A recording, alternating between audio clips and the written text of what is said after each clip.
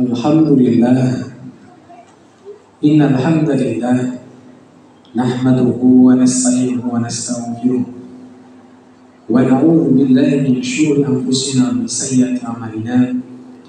May yahdihillahu fala mudilla lahu wa may yudlil fala hadiya lahu. Asyhadu an la ilaha illallah wahdahu la syarika lahu wa asyhadu anna Muhammadan abduhu wa rasuluh. Ya ma'asyiral muslimin, usikum nafsi taqwallah faqad fazal muttaqun kama qala Allah Ta'ala fil kitabil karim. A'udzu billahi minasy syaithanir rajim. Bismillahirrahmanirrahim. Ya ayyuhalladzina amanu ittaqullaha haqqa tuqatih wa la tamutunna illa wa antum muslimun. Jamaah salat Jumat rahimahullah. Alhamdulillah, hari ini adalah hari yang dipilih oleh Allah Subhanahu wa taala sebagai sayyidul ayyam, induk daripada segala hari yang kita lalui sehari-hari, hari yang mulia, hari yang penuh keutamaan di dalamnya. Tentu momen ini kita semuanya perlu untuk ihya syukur. Kita pandai-pandai untuk menghidup-hidupkan rasa syukur kita kepada Allah Subhanahu wa taala, terlebih dengan limpahan guyuran nikmat yang memang kita tak akan mampu menghitungnya. Wa in ta'udzu nikmatallah la tusuha. Nikmat iman, nikmat Islam, nikmat istiqomah. Mengapa kita perlu pandai-pandai bersyukur? Karena memang Allah menyampaikan, wa qalilun min ibadiyasy syakur. Sedikit sekali dari hamba Allah yang pandai-pandai untuk bersyukur. Ucapan alhamdulillah perlu menjadi sebuah kebiasaan pada lisan kita masing-masing. Bersyukur kepada Allah dengan mengikuti segala perintahnya serta berupaya untuk menjauhi segala larangannya. Idza nudiya lis-sholati yaumil jum'ah. Kalau engkau dipanggil untuk melaksanakan sholat Jumat, fas'au ila dzikrillah, kita diminta untuk bersegera mengingat Allah. Wa dzarul bai', kita diminta untuk meninggalkan segala bentuk transaksi duniawi. Yang guru meninggalkan muridnya, yang pedagang meninggalkan dagangannya dan sebagainya. Kita semuanya menjadi satu, berbondong-bondong memenuhi panggilan Allah menuju masjid ini, dan kita semuanya fokus menunaikan sholat Jumat adalah bentuk syukur kita dalam perbuatan. Dan nanti setelah sholat dan berdoa, fa'idha qudiyatish sholat, nanti ketika kita sudah sholat, berdoa, sudah melaksanakannya, kita diminta fantashiru fil ard, diperintahkan kembali untuk bertebaran di atas muka bumi, wabtahu min fadlillah, mencari karunia Allah Subhanahu wa taala. Jamaah rahmatullah, sholat Jumat yang kita laksanakan setiap pekannya seperti saat ini bukan sekedar untuk melatih kita mengingat Allah. Namun sejatinya kita sedang menghidupkan diri kita sendiri. Dengan berzikir, dengan sholat seperti ini, kita menjadikan hidup kita menjadi lebih hidup. Mathalul ladzi yadhkuru rabbahu wal ladzi la yadhkuru rabbahu mathalul hayy wal mayyit. Kita diperumpamakan perumpamaan orang yang berzikir, perumpamaan orang yang mengingat Tuhannya, orang yang mengingat Allah dengan orang yang tidak mengingat Allah, diumpamakan bagaikan orang yang hidup dan orang yang mati. Jamaah rahmatullah, pada kesempatan kali ini kita mencoba mengupas ulang tentang konsep daripada rezeki. Terkadang kita mengkhawatirkan terkait rezeki kita masing-masing. Konsep rezeki dalam Islam, pertama perlu kita ketahui terlebih dahulu apa itu rezeki. Bahkan putra putri kita beri nama Rizki, laki-laki. Bahkan perempuan juga diberi nama Rizki. Apa itu rezeki? Jangan sampai kita beranggapan rezeki hanya sebatas finansial, rezeki hanya sebatas uang, sebatas fulus maupun sebatas materi. Secara umum jamaah rahmatullah, rezeki kita ketahui bahwa segala sesuatu dari Allah yang bermanfaat dan yang dihalalkan, bisa berupa uang, bisa berupa makanan, bisa berupa pakaian, hingga pasangan yang saling menenteramkan istri kita di rumah. Rezeki juga bisa berupa keturunan yang saat ini mungkin kita bawa untuk sholat berjamaah, keturunan yang soleh dan soleha serta nikmat sehat. Pendengaran juga termasuk rezeki, kita bisa mendengarkan khutbah saat ini. Penglihatan juga termasuk rezeki, kita bisa menatap, menghirup oksigen bebas secara gratis dan lain sebagainya. Dan telah kita ketahui bersama bahwa rezeki adalah perkara yang tidak akan berubah. Jamaahullah, menurut Al-Imam Ghazali rezeki dibagi menjadi 4. Yang pertama adalah ar-rizqul madhmum, rezeki yang dijamin oleh Allah Subhanahu wa taala. Apakah rezeki yang dijamin oleh Allah? At-ta'amu wasyarab, makanan dan minuman dijamin oleh Allah Subhanahu wa taala. Kenapa makanan dan minuman kita itu dijamin oleh Allah Subhanahu wa taala? Paling tidak ada 3 alasan, 3 hal yang menjadikan alasannya. Pertama, karena Allah adalah Sayyid atau sebagai Tuhan daripada kita semuanya, dan kita adalah abid atau hamba. Dalam ilmu fikih disampaikan bahwa makan dan minumnya hamba itu merupakan kewajiban Tuhan untuk memenuhinya. Selama hamba taat kepada Tuannya, maka Tuhan wajib memenuhi kebutuhan daripada hambanya. Sehingga kita tidak perlu khawatir terhadap rezeki yang memang dijamin oleh Tuhan kita, dijamin oleh Allah Subhanahu wa taala. Alasan yang kedua adalah karena Allah membebani kita sebagai mukallaf atau orang yang kena beban ibadah kepada Allah.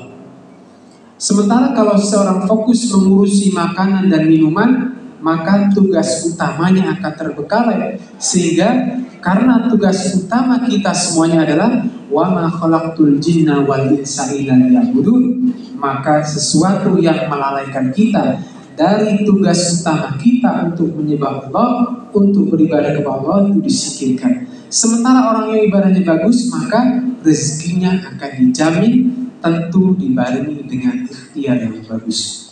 Alasan yang ketiga adalah karena Allah menciptakan kita. Settingan tubuh kita ini seluruhnya membutuhkan rezeki.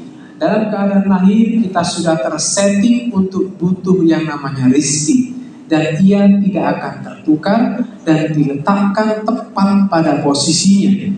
Sebagai contoh sederhana, ayah kami asli daripada Nusa Tenggara Timur, namun semenjak SMA sudah merantau di kota Malang tercinta ini dan bekerja di kota Malang ini, bahkan sudah sampai 50 tahun lamanya meninggalkan rantau. Hal tersebut menunjukkan bahwa meskipun terlahir di luar daripada Pulau Jawa, tetapi Allah menentukan rezeki ayah kami berada di kota Malang ini, sehingga Allah menjamin dan menggerakkan ayah kami itu hadir ke kota ini karena rezekinya ada di kota Malang.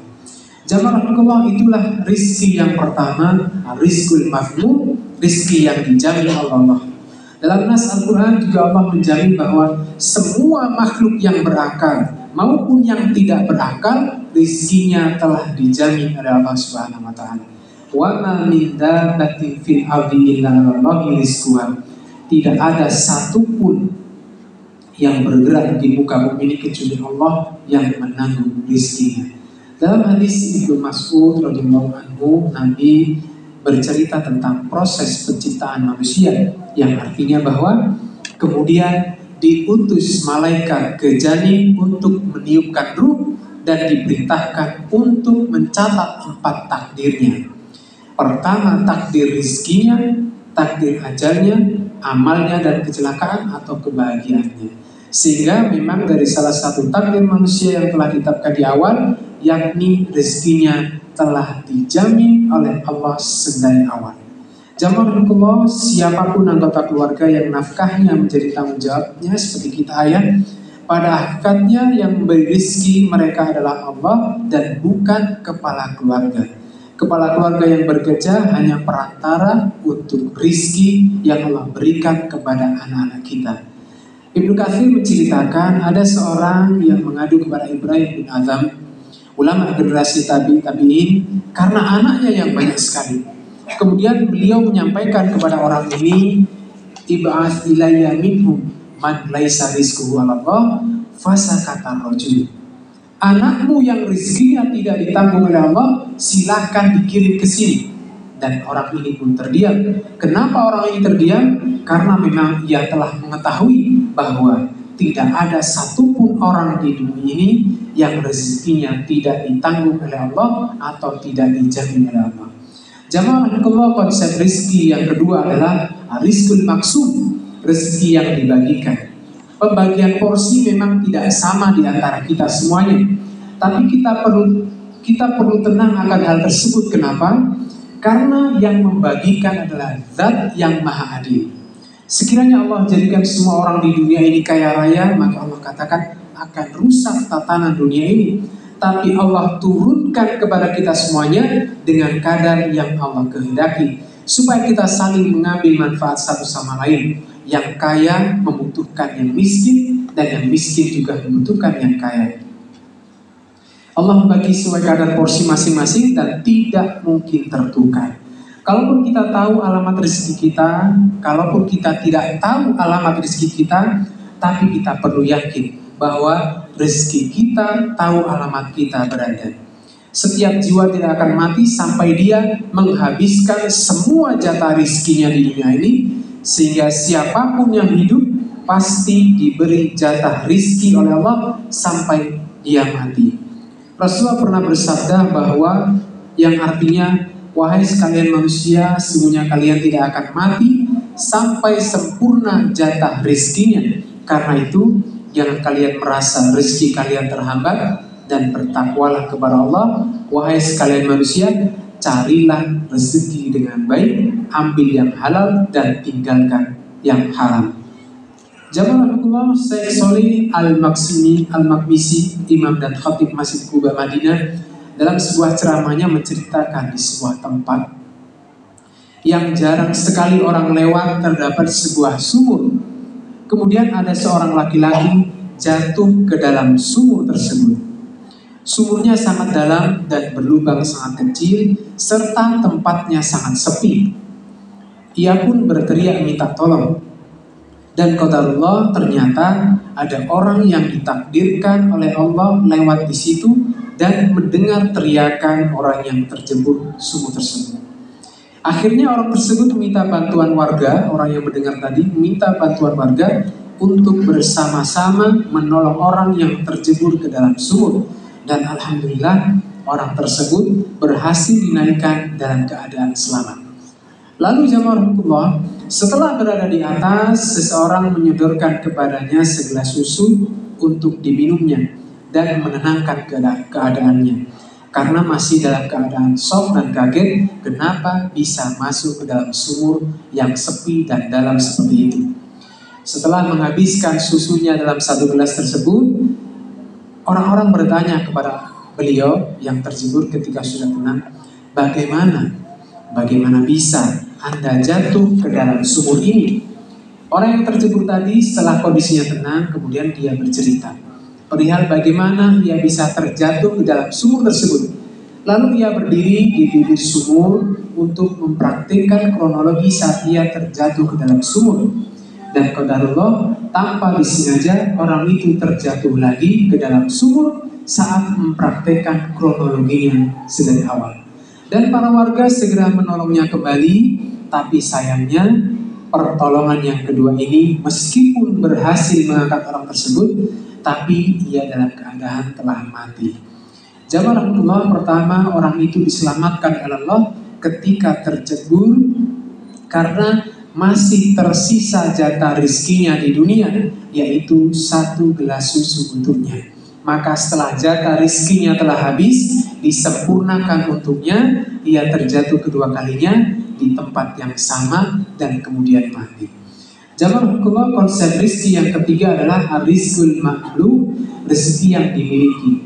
Hakikat dari rizki kita masing-masing adalah yang kita konsumsi dan yang kita manfaatkan. Sementara yang kita kumpulkan belum tentu menjadi jatah rizki kita masing-masing.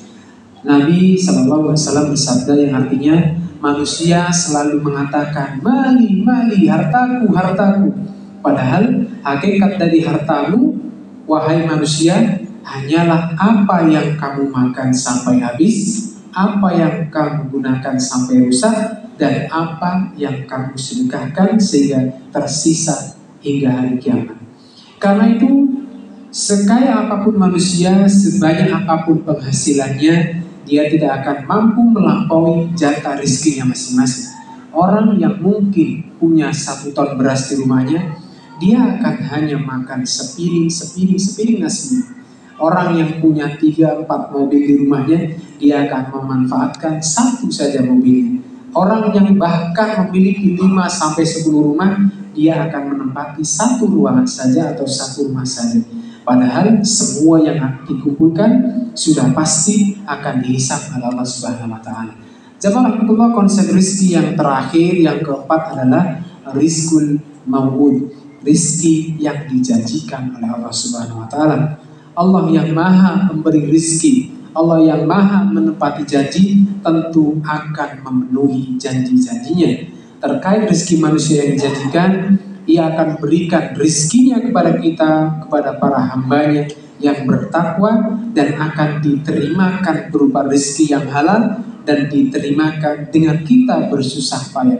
Dalam surat At-Talaq ayat 2-3 Allah berfirman, "Wa may yattaqillaha yaj'al lahu makhrajan wa yarzuqhu min haitsu la yahtasib." Barang siapa di antara kita semuanya yang bertakwa kepada Allah, niscaya Dia akan mengadakan baginya jalan keluar dan memberinya rezeki dari arah yang tidak disangka-sangka.